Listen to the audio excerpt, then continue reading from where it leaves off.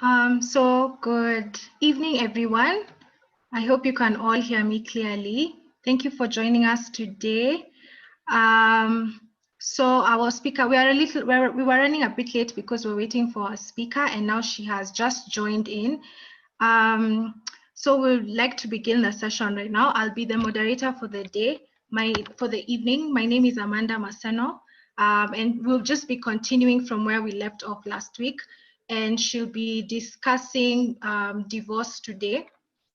So we'll basically start with our national anthem, just as we do. So I'll just say the words.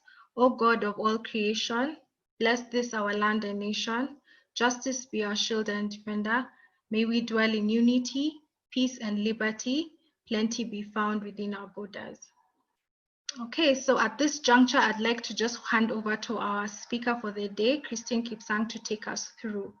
Please remember that you can write all your questions in the chat, or you feel free to just raise your hand and we can address them as soon as she's done speaking. Thank you.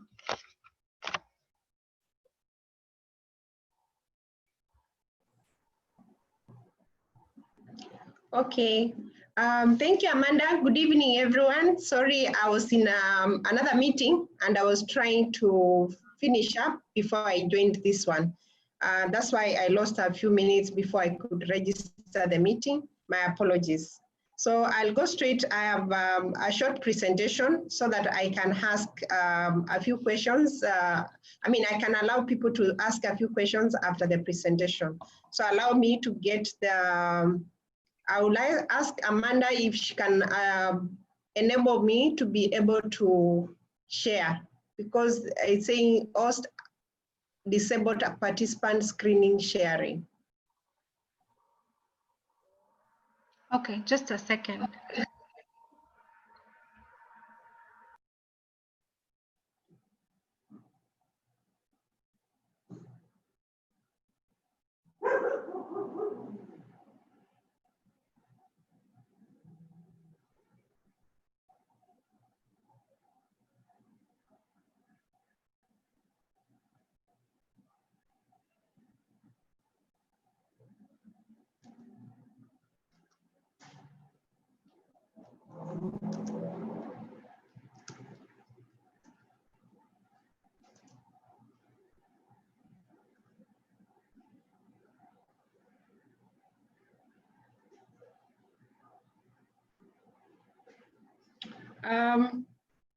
Because she may take a while, I would like to continue so that we don't lose any time.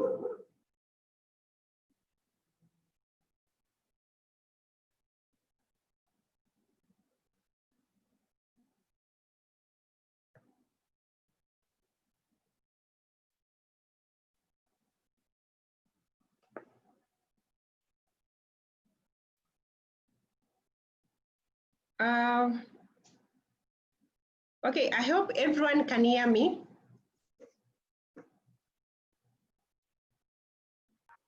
Yes, we can continue. It's no problem. Okay. So last week we talked about divorce and the destructive effects that it brings to family units. And we saw that there are quite a number of grounds that the court always consider, which are part and parcel of our laws. And the legal principles that are used have not changed over the time. Actually, they have become more applicable in various forms of marriages that we saw last week. So today we are going to talk about the costs of undergoing a divorce, some costs which are never disclosed, or some that come on the way of the proceedings in such a way that you find that someone who is a party, like if it's the husband or the wife, they are caught off guard. And to start off, I would say that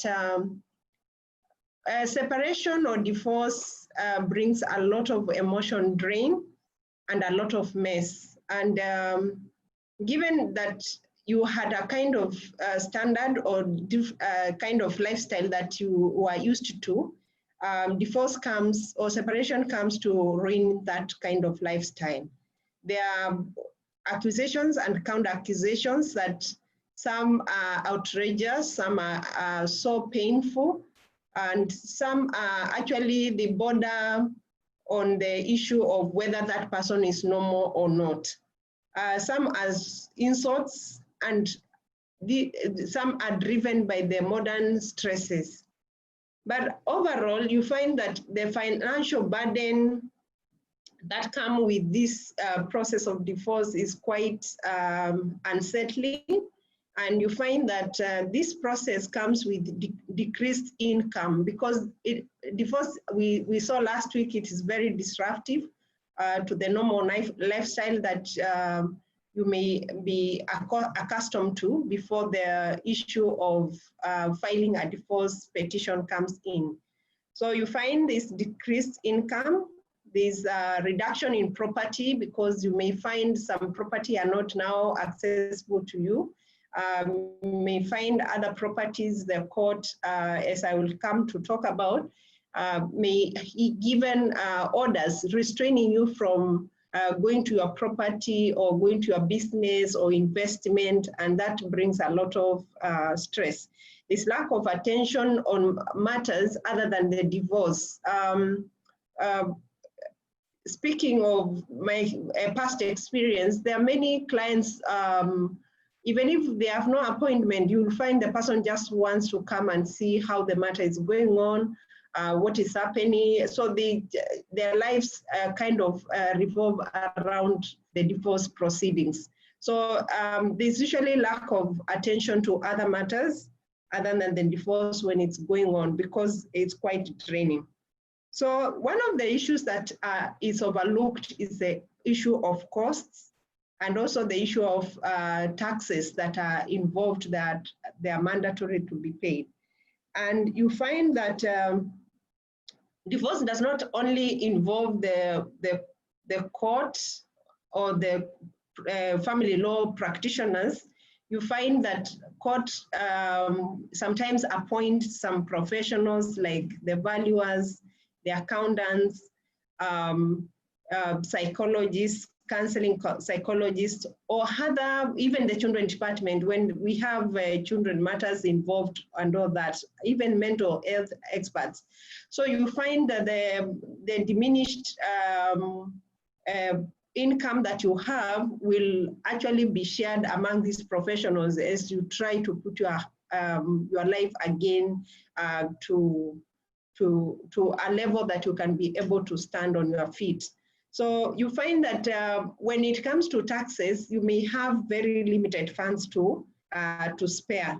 So my advice is, from even a Christian lawyer's perspective, is if you can, you need to avoid divorce at all costs, because the cost is enormous. So let us look at the intersection of the family law and tax law and see how it plays.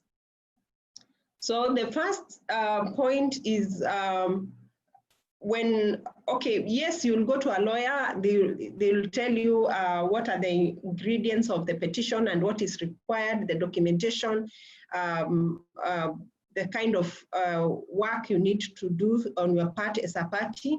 But also the issue is, as a divorce, if you have a divorce matter proceeding, or you know, whatever I'm giving tonight, by the way, I need to put a disclaimer, is not advice that will replace your family lawyer. So it's information that I'm sharing that is useful, that can actually help you to fast track your divorce proceedings, or give you insights on what happens in court in terms of costs. So I'm saying that before you can take that step, if you have not taken that step of filing these proceedings, you need to have what you call an estimated plan of the costs ahead of time, because there's the costs that will be during the court proceedings and even beyond. And beyond, it comes to the issue of taxes and other costs that are involved in property after property division. So even during the court sessions, you may find that the court can give orders of freezing the assets. You know, let's say you've been having a business jointly, and then there's the issue of accounting and the issue of mistrust. You may find the court to bring some kind of harmony within the family. The court may give freezing orders that none of the parties will access the property, and maybe even the funds or the income that is coming out of the property is put in an account that is held by the court. So again, you see, that brings the issue, as I said, of decreased income, and sometimes it's unexpected. So that for a divorce person who is, for a person who is going through divorce, it's usually very unsettling. So this is something you need to expect, or as a practitioner, you need to advise the party who comes to approach you on the issue of the likelihood of or what kind of orders the court is likely to give. Then there's an element of spousal support. You may find that sometimes the court will find, after the divorce petition is filed, the court can have an application presented and a certificate of urgency to look into the issue of supporting one of the spouses by the income of the other spouse. And most of the time, what is filed is an application supported by affidavit, and there are annexures that actually show whether this person has any earning capacity, and the person is being asked the order to be given, what is the earning capacity of that particular person. So you may find that the court can give orders on spousal support, temporary support, spousal support during the proceedings, and sometimes it can be on the imputed income, the income that somebody has said this person earns 500,000, and in actual sense, maybe your take home is maybe 300,000. So the order may actually not reflect what is the actual income. So it brings a lot of strain again when court gives such orders based on affidavits that actually on the reality, maybe you have been borrowing your friends' loans and other things. So by the time you're actually at home, you have maybe 50,000 from the amount that is available from your salary. Then still when divorce proceedings are going on, there's the issue of the child maintenance and the court. This one I need to also clarify. Divorce proceedings are filed in a different court from the children's court. So if you have children and one party is claiming maintenance because they have the custody of the children, you may find that the court may order that you give child support. And this is money that is used for the basic needs of the child. Maybe it's for shelter, education, food, entertainment, clothing, transport back to and from school, things that the child is using. So again, that will also cut on your income, and that is a cost that is not expected. So this also the element of if you have been jointly giving joint income tax, and this time round now you'll be wondering if you are separated, will you be giving joint income tax returns, or you'll be requiring one party to sign on your behalf? And I'll talk about income tax in the next few slides. So there is also the element of thinking of how there will be a great change on filing status for income tax in the future as you proceed with the divorce proceedings. So when you come to Income Tax Act, Section 44, is very interesting on wife's income. It says, where under this act the income of any person is chargeable to tax, then subject to this act, such income shall be assessed on and the tax thereon charged on such person. The income of a married woman living with her husband shall be deemed to be the income of the husband for the purpose of ascertaining his total income and shall be assessed on and the tax thereon charged on the husband. So you find that if you are married, the income for the family is now taken and on behalf of the husband. So you sort of like, you have a cushion. But once you get separated and divorced, you will just be filing the taxes as an individual person. So because you'll have to declare what kind of income you have, and then now each person files separate income tax forms. And section 45 says, but the part of the total amount of tax charged on the husband bears the same proportion to the total amount as the amount of the income of the wife bears to the total income of the husband may, in due and not paid, be collected from the wife, or if she is dead, from her executors and administrators, notwithstanding that no assessment has been made upon her. And the provision of this act relates to the collection and recovery of tax shall apply to the part of the tax as if it were tax due date for the payment of which is a date 30 days after the date of a notice served on the wife or executors or administrators as the case may be, requiring payment. So you find that so long as you're married, whatever the wife is getting and whatever the husband is getting must be disclosed so that the tax is paid. If it's not paid, it's payable. It's still recoverable. That said, you find that when, like last week we said that many divorces take so long, some have taken years, because you may find somebody file a divorce here and then now they go maybe to the US and they take so long and they do not want to take steps, or somebody is just here and they keep on making applications, or they come to court and say they are sick or something. So I put here, sometimes when this uncertainty, there's a cost element to it that you cannot put a finger on it, because you find that if you keep on going to court and before COVID, we used to go to court and you find that your matter is number 16 and there are like 23 matters. So by the time you are number 16, the court can say you cannot be reached because it's already 1 o'clock or it's already 3 o'clock, take another date.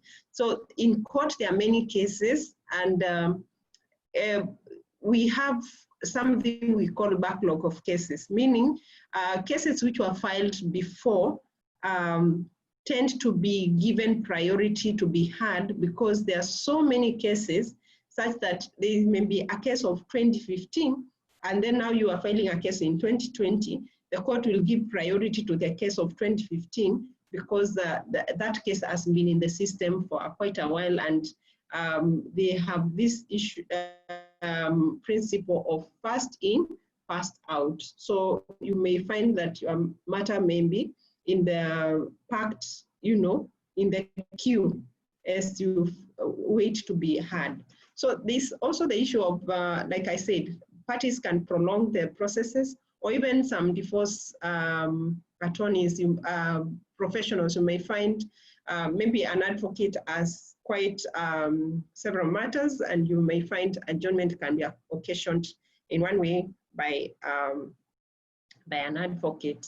So this sometimes when these things happen, when there are adjournments, when there's backlog, when you cannot be reached, there's a lot of uncertainty, a lot of anxiety. So if you are prepared to understand that these things happen, then you'll be able to factor the issue of costs. how much does it cost me to go to town and back because of this matter? How long do I expect this matter to go on? So this is an element of planning, and it's something that if you appreciate it, that sometimes the matter may not go as expected, you appreciate the time that it takes.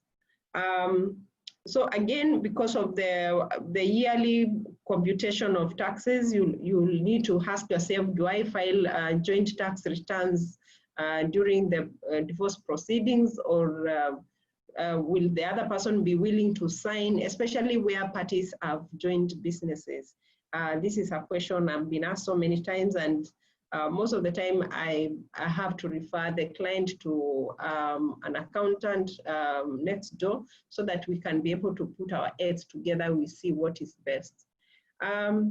So there are times also a point of uncertainty where you find that apart from what you agreed with the advocate on the fees that is payable, you may find the court can appoint, let's say, like a valuer, and for you to, I mean, there are other applications or other needs that come in between the petition that require that an advocate makes an urgent application for a certain professional to be appointed by the court, and that calls for further court fees to be paid, and also the professional who will be prepared, let's say, evaluation for a property that is supposed to be shared equally if it was jointly registered. So you may find an attorney asking you for money, and then you are an advocate, and then you keep on asking the why. So the issue, the element is that if you can be able to map up your case in terms of what properties you have or what is the likelihood, then these items can be itemized and actually projection given, because once you plan, you will have a budget that is clear of what you expect. So there's also the issue of a point also of uncertainty where a spouse makes a deliberate effort to avoid mentioning an item or a property so that it's not part of the petition, or it's not part of the liability that you will incur. Sorry, that so you find that there's an element of being cunning. But again, if you can be able to, because most of the time we tell parties to write it down, because once you write your story down, you will be able to remember everything, because in court, always you have to tell the truth. So if you are trying, if there's a deliberate effort to avoid saying something or learning about something, because sometimes people say there's a property in such and such a place. Say that person says that property does not exist. And later on, maybe if you hire an investigator, you will be able to find out that the property exists and all that. So it is the element of where somebody says it is like this, you know, because it's your word against the other person.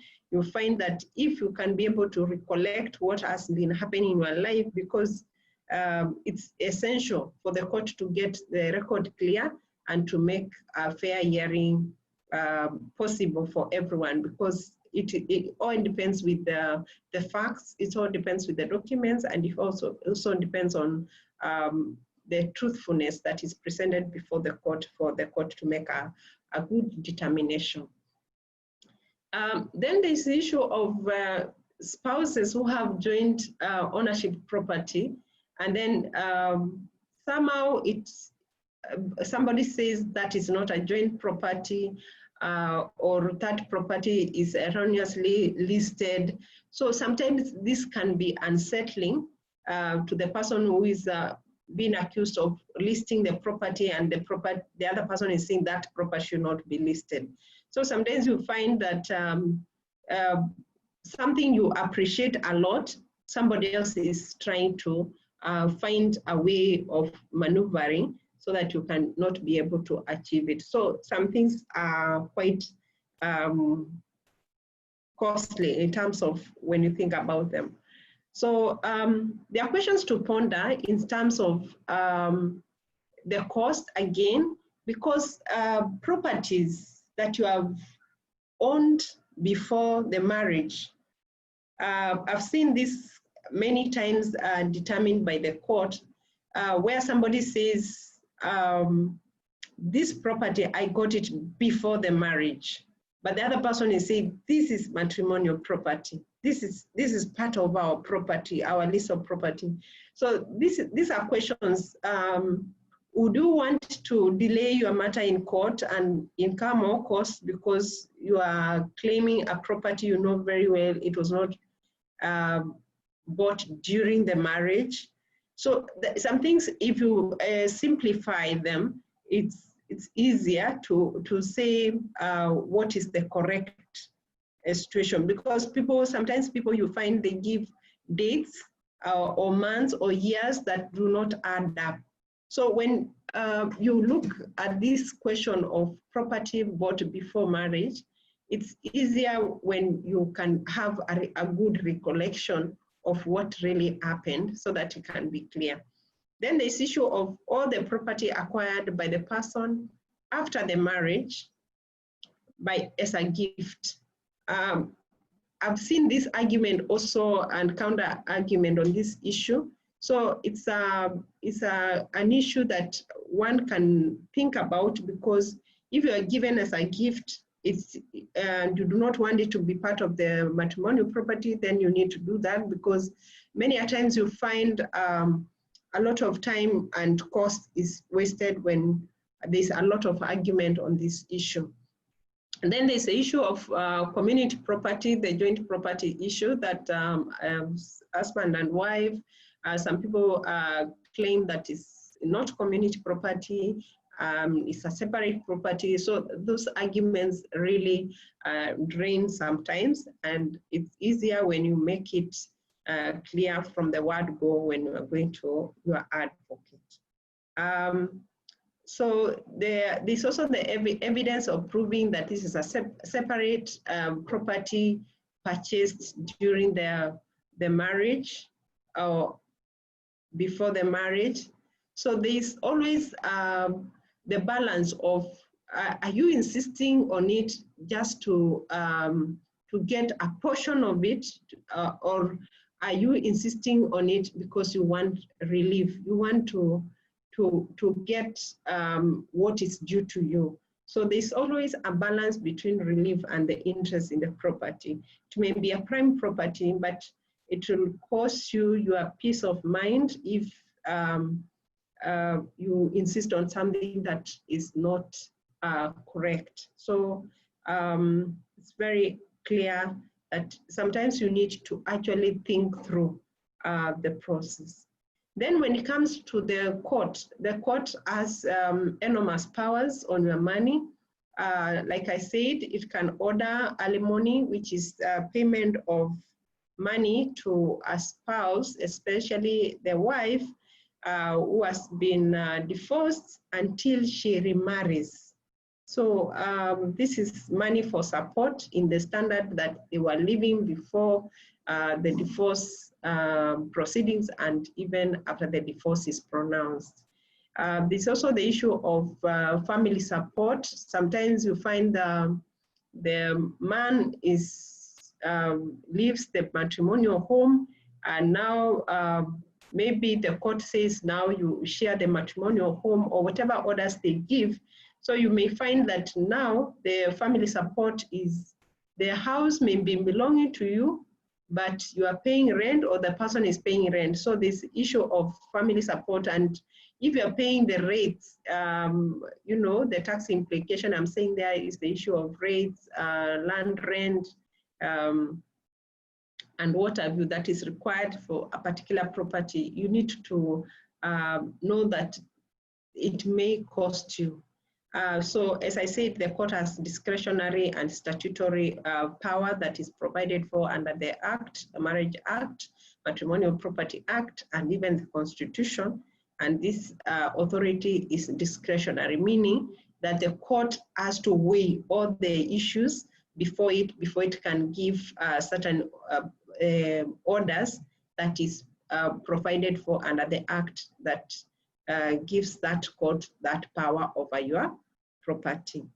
There's an issue of, I've seen the elements where people come to court and they say that they want the assets preserved for the children. Most of the time is the court may not agree unless the parties make a consent. So if by the way, it's a good way of putting assets with the children, because you find that the element of tax is not there, and most of the time you will only pay what is minimal for you to have the property in the name of the children, or maybe even register a company that the children are shareholders. So there's also the issue of where the court can have power to order non-direct cash payment to one party or the other in the divorce, so that sometimes somebody may not have cash, but they may have elements of investments or whatever that, like I said, somebody can use the house of the other, so that there is no direct issue of payment of rent. And there's also the payment of rent for custodial parental household. I've said where there's children, divorce is complicated because one party has to have the children and they have to have shelter.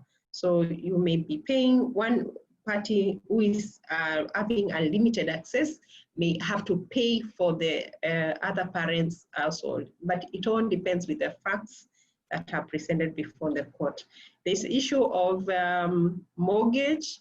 I've seen couples who have joint mortgage, or one party is paying mortgage. So you may find that after separation, one party does not want to continue paying for the mortgage. So you may find now if there's a breach on the mortgage payments, you may find that there's the issue of interests being increased, or even you may have to negotiate the issue of mortgage repayments so that you can be able to pay. Tax on property, I'll touch on it later, but I was saying on child support, there's no taxation. Then when it comes to attorney, okay, I know most, if the advocates here, they know that there's advocates remuneration order, and most of the attorney legal fee notes is usually in itemized, as in it's in form of a list of saying, I'm going to do this, is costing this much. I'm going to do this, is costing this much. So you find that in divorce-related legal bill, it will still show that if the lawyer is going to charge you, for example, 100,000, then he can tell you, in case we need an accountant, the accountant fee is this. If in case we need a valuation for this property, it's going to cost this.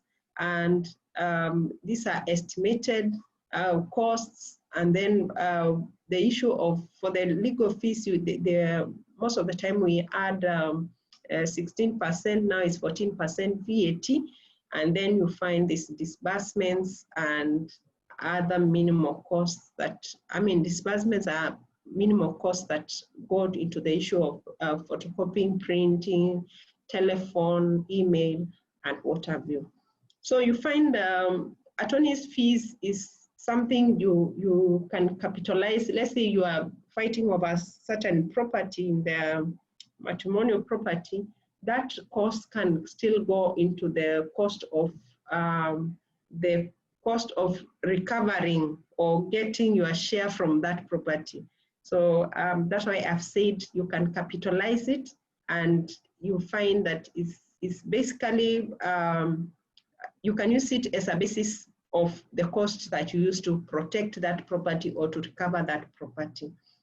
The cost of litigation or the cost of negotiating for the property so that you can have equitable distribution is also a cost that you need to ask your advocate whether there's any other costs, or so that at least you can plan ahead. Why am I saying all this? If you look at the Black Law Dictionary, it defines cost as pecuniary allowance made to successful party and recoverable from the losing party for its expenses in prosecuting or defending a suit or a distinct proceeding within a suit. And Advocates Act defines cost as includes fees, charges, disbursements, expenses, and remuneration. So you find that most of the time in family matters, as much as we know the general principle that we use in this, like for example, the commercial matters, that costs follow the event. As in, if you are successful in a case you are filed in court, then you'll be paid costs. If you look at family matters, that is not the case, because the court looks at the element of this is a family in distress, and whatever they have each party has gone through, each person needs to bear their own costs. So that's why I'm saying the issue of costs. Sometimes people ask you, if I pay you 100,000, will I be able to recover it from so and so whom I want to take to court in this family matter, whether it's matrimonial property, children matter, or a divorce petition? And I honestly try my very best using the words that words that can suit the person at that point, because like last week I said, when you come for a divorce matter, most people are distressed, or maybe they did not expect it. So there this element of instability. So as much as possible, I explain that costs will enable you recover or to get your rights done in the manner that you want in this forum we are going. But most of the time you find at the end of it all, the court will tell the each party to bear their costs. It's very rare to find that the costs are shared. By saying each party to bear their own cost means that the costs are shared. But in essence, the court is saying that each person to bear the costs that they took or they paid to undertake this process. So as I move faster, I'll say that, so there's a checklist you need to have, that you need to check on the cost of properly structuring property division to produce the desired tax effects. You need to look at the assets that are to be distributed from one spouse to another as part of the property settlement.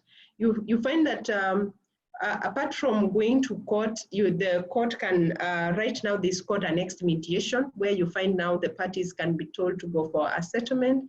And as you negotiate, you need to know what is the tax element in this, what is the tax cost of getting this property on my side. So that is goes to the part of tax planning. And then there's also the cost of preparing a written separation agreement to assure that whatever is deducted for child support, for family support, for alimony, or interim spousal consent during the separation period is catered for. So there's a lot of checklists that you need to do to find out what cost goes for when, so that they can be proper planning. I've seen parties come and most of the time they say, I do not have money. Sometimes actually it requires for you to rearrange your finances for you to be able to actually start paying, because most of the time if problems or issues come, most of the time people do not have money, but that is quite understandable. So this why we say money should be paid, you know, a deposit is because when you are filing the petition or you are filing any application, there's court fees which has to be paid. There's a cost of the remuneration you need to pay the professional, the advocate, so that they can start drafting your document and submitting them to court, and even serving the other person, because there are people we call process servers that once you file the document, they are required, they are actually licensed by the court, and they have a certificate. They will serve the document to the other party. You will not do, apart from giving the instructions to the advocate, the rest of the processes is done by the advocate, and the process server will be able to serve the document. Service means that the person, after the documents are taken to court, they are stamped, given a number and date, stamped at the date they have paid the court fees. The process server now picks the documents and takes them to the party to be served, the party to receive the document of your complaint, of your divorce petition.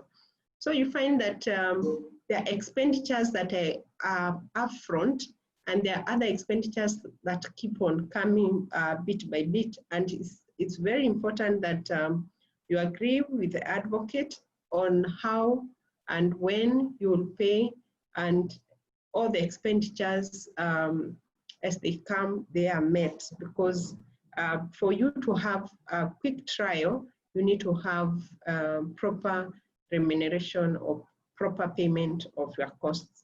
As I said, there's printing costs, there's binding costs. Now we'll be doing what we call scanning and uploading documents online, and that will also require some manpower. As I said, there are three scenarios I saw when I checked online on previous cases. In the case of Morgan Cargo Limited versus Everest Enterprises, a case of 2014, which is reported in the Kenya law reports, it was held in Milimani that the law on costs of the suit and interest is upon the court's discretion. And as I said, in the family courts, the court is always inclined that each individual bears their own costs. And in the case of, sorry, I didn't say, in divorce matters, you don't mention the names of the people. So you may find, most cases that you may find online, they are in letter form. So like in the case of BRM versus MGC 2019, is also a reported case. The Honorable Judge Justice Chitembo in Malindi said it's not appropriate to award costs in a matter like this. So each party will therefore miss his or her own costs. And in a Catholic case in Isiolo, in the case of SB versus BG, a 2019 case, the Catholic said this being a family dispute, each party to bear its own costs. And then on the issue of division of the matrimonial property, where I was telling you there's the issue of you may have of joint property. Most of the time, people think that a married woman cannot own property, but it's provided in the Matrimonial Property Act 2013 that a married woman has the same right as a married man in owning property. So the issue of contribution, the issue of acquisition, the issue of investment is much expected for the man as it is expected for the woman.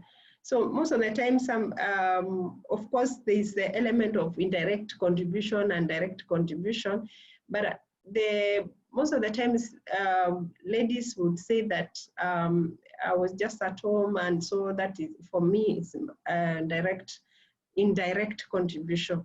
So it's very important you also do direct contribution. For land matters, the costs, there are some costs which used to be there, but now they have reduced them to nil. Like if you have to do a search at the lands office to find out if the land is still registered in your name, It used to be 500 shillings, now it's free. Application for registration, there's a form you fill.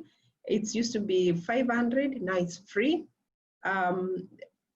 Consent, there's something we call land control board consent, that is one of the documents that is required to transfer.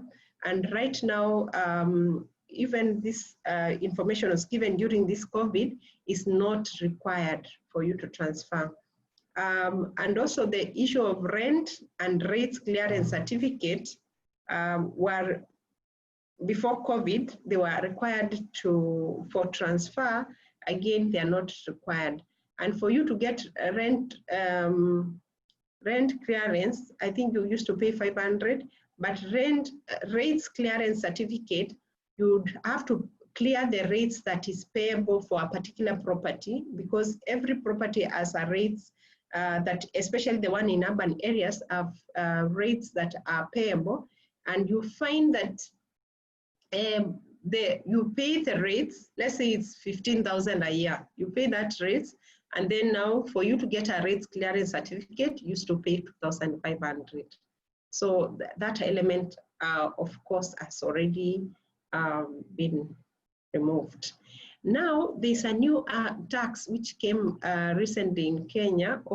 Although it was there, it was introduced. It's called capital gains tax. It was there in 1975. Then it was suspended on 13th of June 1985. But recently it was introduced through the Finance Act 2014, so that it's payable by the person who is transferring the property. So this is on transfer of property in Kenya. But you like to know that the Law Society of Kenya went to court and challenged that issue of, because capital gain tax was required for you to pay the time you are transferring. And when the matter was filed in 2017, there was a declaration that was made. And so it is like this, that a declaration be and is hereby issued that paragraph 11A of 8th schedule of the income tax, section 66, violates the provisions of Article 201B and 1 of the Constitution of Kenya, in that it unfairly imposes a tax burden on the public to the extent it purports to impose an obligation on a taxpayer to pay capital gains tax on or before presenting the transfer instrument, instead of upon registration of the transfer instrument in favor of the transferee. So you find that the fact that it was saying you pay it before, when you're presenting the transfer document, it was unfair, because most of the time you find you have not fully received the full purchase price of that property. So this is another tax that came about. So the issue of stamp duty. Sorry, let me just go back a bit. In the case of transfer of property between spouses, as part of divorce settlement, they are exempted from the capital gain tax, which I found is a very a good exemption, because you see that this property is just going from one family member to another. There's an issue of stamp duty. It's a tax that is applicable for transfer of property. This one everyone pays. It's paid on charges, it pays on leases and transfer documents. So it's stamp duty for townhouses or town properties is usually 4%, and for other properties outside the municipalities is at 2%. So for example, if your property is 10 million, you can now say 4% of 10 million is how much. So that if you come to transfer, then you know that already I'd planned for this, or already I was aware that this rates, this stamp duty, this capital gain tax that is applicable to the property I have. So for example, I have given an example here. If it's 1 million, a property in Nairobi, which I don't think there's a property of 1 million in Nairobi, the stamp duty is 4%, and so 4% of 1 million, it comes to 40,000. So that is a tax payable, and it's money that is paid to the government. Nowadays we pay through Kenya Commercial Bank and National Bank. Just to take you back on the issue of custody of children, I've seen people, parties, especially when they are doing divorce petitions, refusing to pay for child custody because, I mean, maintenance, because they do not have the custody. I think it is good to know that Section 4 of the Children's Act talks about the core interest being the child and not the parents. So if, and also Section 83 about the principles that guide the court in terms of giving the child custody to one person and not the other. So when it comes to child support and you have divorce petition, it's very important that you show that you are supporting the child, because those two elements are different, but at the same time, they require your attention. Just to finish, there's also an issue that I wanted to raise about prenuptial agreements, which I think is a good way of planning, such that if you want to get married, then you have a prenuptial agreement. It will clearly state which properties you came with and which you do not want to be part and parcel of the matrimonial property. And as a way of illustration, there's a case which is MBK versus MB of 2016. It's a reported case. The court awarded the defendant the apartment as it was stated so in the prenuptial agreement. So this goes to show you that the court will honor what parties have intended, and whatever properties is in the joint efforts and efforts in acquisition and maintenance, then the court will also honor that.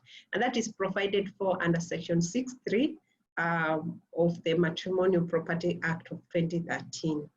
I'm about to finish.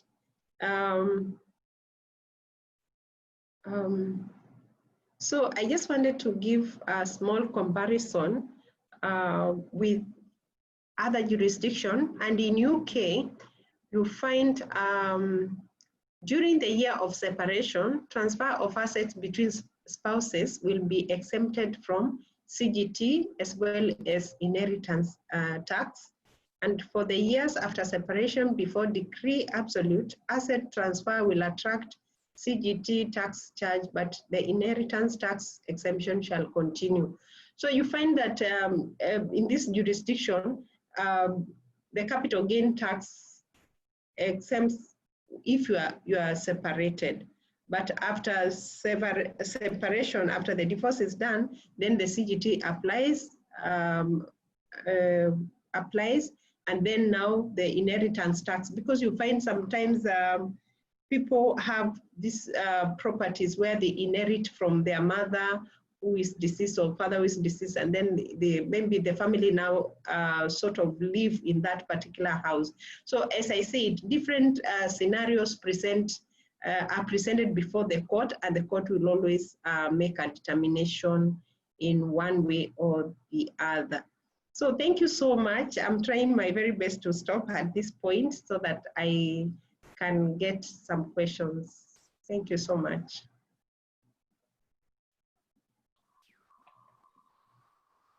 Okay, thank you so much to our speaker for today. Our speaker has been Christine Kipsang, for those who've joined a little bit later.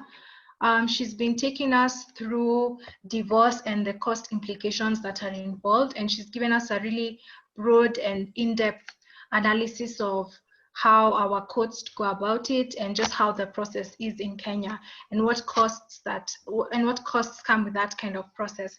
So at this juncture, I think I would just like to go directly into the questions, and I can see our first question is from Christine Mudhoni, who asks, if the divorce case is delayed, is the divorce case delayed by property issues? I was under the impression that property matters are heard separately after the divorce has been finalized, that the division of matrimonial property is filed separately from the divorce petition. Kindly clarify this. And I also see another question from Naomi Kilima, who asks, can the issues of child custody be determined in the divorce proceedings, or does one need to go to the children's court? So maybe we can tackle those two first. Okay. Thank you. So what I wanted to clarify for Christine is that you find that, like I said, if the family unit is disturbed, you find somebody will file a case at the children's court. You find the person will file a matrimonial property case, which is filed. So the children's court is filed, let's say, for example, in Mombasa, is filed at the Tononoka Children's Court. The Matrimonial Property Act is filed in the High Court. So it will be filed in the High Court in the Family Division. Then divorces, petitions used to be filed at the High Court. Now they'll be filed at the resident magistrates in the particular court. Let's say also in Mombasa, because I'm talking from the station I'm in. So you find that some parties, like I've told you, that's what I was saying, we need to avoid divorce at all costs, because sometimes people actually want to frustrate you. So you may find the same day the children's case is coming, and you know, I've told you there are different judicial officers. So you have this case today, then tomorrow you have another one, and then the next day you have the divorce matter. So you may find if you are working, your boss will not allow you to, one day you go to the children's court, the next week you are going to the matrimonial property case, and then the other day you are going to the divorce petition. You may find that one way or the other, one matter is getting delayed. Why? Because there is a party in every case. I think most advocates will agree with me. In every case, you may find there is one party who does not want the dispute to end. They actually want to agitate you. They want to make it hard for you. They want you to use every element, as in for you to actually like lose it. So there are some people, when they actually they get an opportunity that you are in court with them, then it becomes more painful.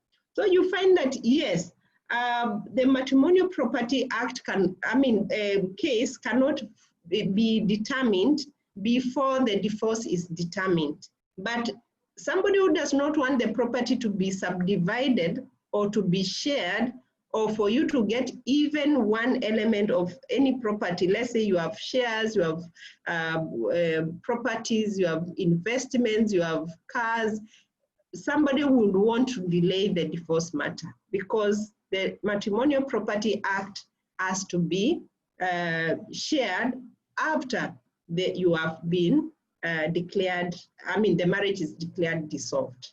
Yes. Then the children's case, I think in the process of answered, you file it at the children's court, which is separate. But most of the time, the High Court will not sit back, because if you know, the High Court has original and appellate jurisdiction, that as in the court can actually intervene in any case that comes before it, just to safeguard what we call the best interests of the child. Yes, thank you. Okay, I also see two more additional questions. One is from Christine Mudhoni, who asks, after the divorce is finalized, the parties are no longer spouses. Are they still exempted from paying CGT, the capital gains tax? And from Margaret Ngatia, if each bears their own costs, can the husband be ordered to pay the wife's costs if she was a housewife without income while the husband worked? Yeah, I think we can tackle those two first. Okay, thank you. On the issue asked by Christine on CGT, you find that once the divorce is pronounced, and most of the time you find the people who have properties that attract this issue of CGT are people who have lived together for 20 years, for 30 years. There's a case which was reported, and I was going through it. They were separating when they had been married for 38 years. So like you find that the element of CGT is not immediately the divorce is pronounced, what we call decree nisi. There's also a waiting period for the decree absolute to be issued, because the decree nisi is like immediately, and then now decree absolute can be 1 month, 2 months. You know, I've told you the court has discretion. It can even say 3 months, or even it can say immediately. So the issue of CGT is now a process where you now prepare the documents for transfer. So you will still need to consult with the other party for you to agree on how to sign the documents and what have you. So if the properties are jointly owned, then you will need the documents that have been already given by the court for you to show that I'm supposed to pay CGTs this way because I'm no longer married. Yes. And then on the issue of costs, the court will expect you to bear your own costs. That's why I'm saying without prejudice, this issue of somebody saying I'm a housewife and so I'm not able to cater for this, you will have to find a way of catering the cost of hiring a lawyer. So if you cannot afford, there's also the FIDA Kenya, Clear Kenya, Kituo cha Sheria, organizations that give lawyers who want to assist persons who cannot afford legal fees an opportunity to represent those people at a very minimal costs, because the organization will take most of the costs, and then the lawyer will be given a token to actually represent you. So if you have a case, not only a family law case, you can still approach these organizations that can give you the element of resolving this. But beside all this issue of mediation.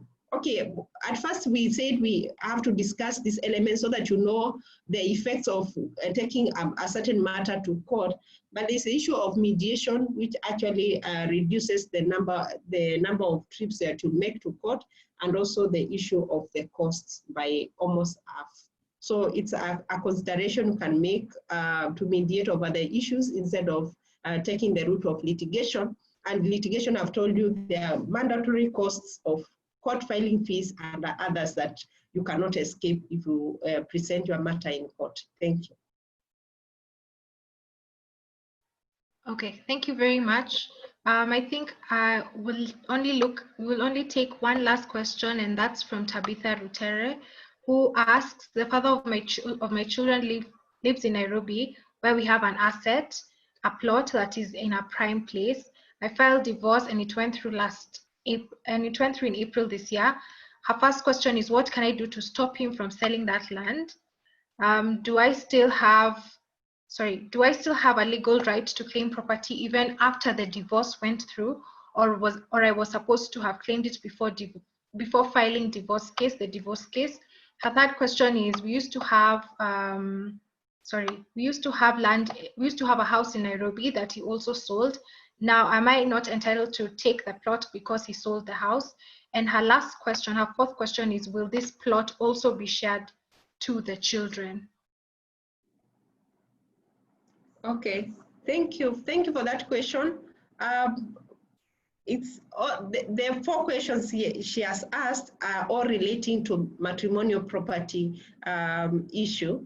And so under the Matrimonial Property Act, she can file matrimonial proceedings. They are called matrimonial proceedings. And if she joined when I answered this other question, once you are divorced, you can still go for the matrimonial proceedings. But I've told you most of the people, they file all the 3 matters together. And so it becomes like you have all the matters together, but nothing has been lost. She can still make a case to court.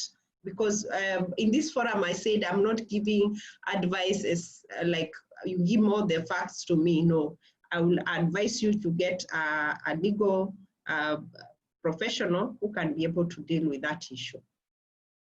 But nothing is lost for her. She will get what she deserves. Thank you. Okay, thank you so much, Christine Kipsang. I hope everyone has had a very informative session. I think I'd really like to appreciate our speaker for today because her sessions are really well analyzed and structured, and I think we all have something that we learn each and every time that you come and share with us. So I'd really like to appreciate you for joining us today. I hope everyone with a question was able to get answered. And if you have additional questions, feel free to join us in future, maybe when we have such discussions on areas of family wealth mediation, because that is our focus of this year. So yes, at this juncture, I would just like to invite WASILIANAHUB coordinator Wangari Kabiru to probably say a few words before we close the session. Thank you.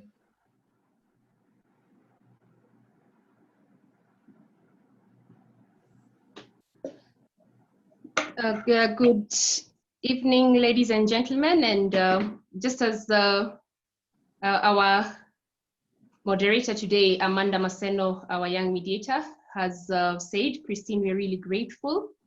The topic that we are discussing, which is on divorce meditation, and yes, I rephrase it again, it is on a divorce meditation, is giving us an opportunity as mediators to reflect on what exactly is happening in a pillar for us, which is family wealth mediation.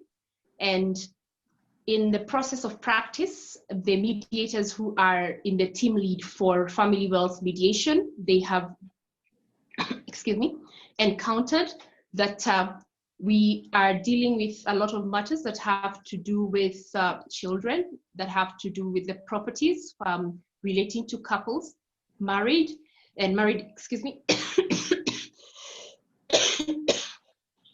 Thank you.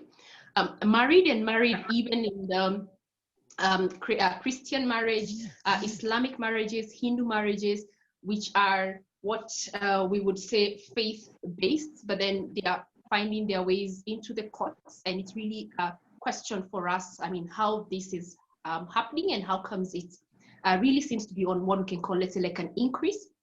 The question we are asking ourselves when we're doing the divorce meditation, it's not a question of saying there's any party who's on the right or on the wrong, and that's why the opportunity for causing it to be a meditation.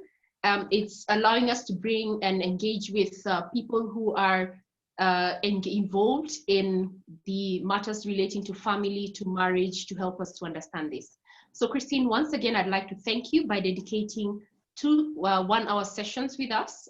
This is actually the longest that we'll have in one particular area, but it's because you actually bring in a very vast area. You bring in family lawyer, and also you also give us insiders within the court corridors. For colleagues, we will be having our next session in the divorce meditation series. We will be having our next session on next week on Saturday, and we will be hosting the focus of next week will be focused on faith. We will be hosting religious leaders who are the ones who, in essence, they're the ones who start off this couple together in the context of marriage. So we would like to understand from them where this journey started, and when it's ending, where are they? Or when it's starting on a new phase, a transition, where are they? In the last week of the June, which is still on Saturday at 9 p.m., we will have our closing session on the divorce meditation. And in that session, we will be focusing on the assets that are within the family as a result of marriage, and we will be focusing on what next with them. And that's the session we will particularly focus on family wealth itself and what do we do and where do we go next from here. So Christina, I would like to really thank you, colleagues and friends, mediators who are with us. If you're not receiving communication from WASILIANAHUB or you're not part of the network, we have a number of channels from which you can be able to receive updates as we engage in the various sessions that we run. So within this month of June, we have the divorce meditations. That's every Saturday at 9 p.m. to 10 p.m. And then also we have our weekly Thursday, 2 p.m. to 4 p.m. Sessions. And in the sessions that we have on at 2 p.m. to 4 p.m., our focus this month is on the financial industry dispute resolution and the commercial and agri sector dispute resolution. So we'd be delighted if you'd be able to join us as we have those discussions. In the month of June, we also have the Q2 Virtual Mediation Day Symposium. We hosted Q1 Virtual Mediation Day Symposium. It was held in the ending month in May. So we would be looking forward for you to join us in June, on June 25th, from 7 a.m. to 6 p.m. on a virtual day of mediation talks. And for this month, you'll be delighted to know that we will be having a very insightful discussion on how Malaysia and Singapore have designed their mediation and how they've been able to actually, swallow, how the Asian tigers have swallowed up international commercial mediation. So ladies and gentlemen, as we look into this season and what is beyond, we truly see that the strategy that was adopted in last year in December when we held our annual conference, which is our Strategy 2020, and the theme that was adopted on ADR tomorrow is highly relevant. We invite you to journey with us, and on the chat, we have details on how you can be able to receive communication from us and also do engage with us. Thank you very much for joining us. Christine, we are honored to have spent time with you. Young Mediator Amanda, thank you very much. You do our Young Mediators very proud. We are in the Young Mediators month, and so the Young Mediators are on the wheel for this particular month. So if you're a young mediator and you don't know where to be, this is the right place. And even if you're a senior mediator, this is the right place. So Amanda, thank you, and back to you. God bless you. Okay, thank you very much, Wangari. So at this juncture, I'd like to close the session. So we're going to close with the national anthem, and then after the national anthem, we can all unmute our devices and we say goodnight after that. So I'll just say the words of the national anthem and then we'll proceed. O God of all creation, bless this our land and nation. Justice be our shield and defender. May we dwell in unity, peace and liberty. Plenty be found within our borders. Okay, so I've allowed all of you to unmute your devices and we can all say goodnight together. Okay. Good night. Good night. Good night. Okay. Good night. Good night. Good night. Good night. Good night. Mulale salama. Christine, Okay. have a good night.